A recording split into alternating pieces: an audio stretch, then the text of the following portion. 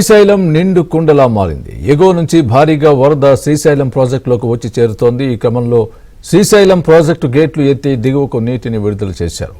గేట్లు ఎత్తడంతో ప్రాజెక్టును చూసేందుకు పర్యాటకులు పోటెత్తారు.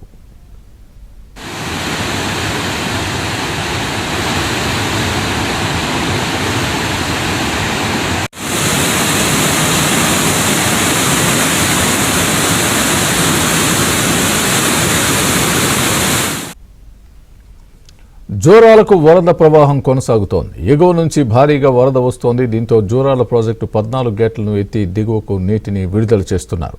మరో వారం రోజుల పాటు ఇదే పరిస్థితి కొనసాగుతుందని అధికారులు చెబుతున్నారు.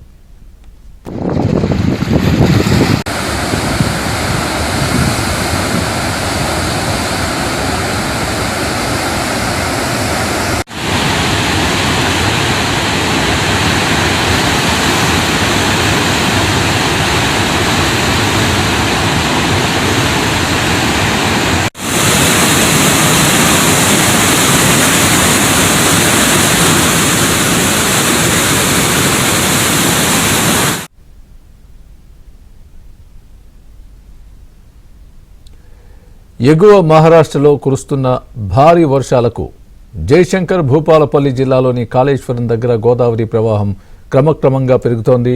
పుష్కర ఘాట్ మెట్లను తాకుతూ ప్రాణహిత నది ప్రవహిస్తోంది. దీంతో బ్యారేజీ గేట్లను ఎత్తి నీటిని దిగువకు అధికారులు విడుదల చేస్తున్నారు.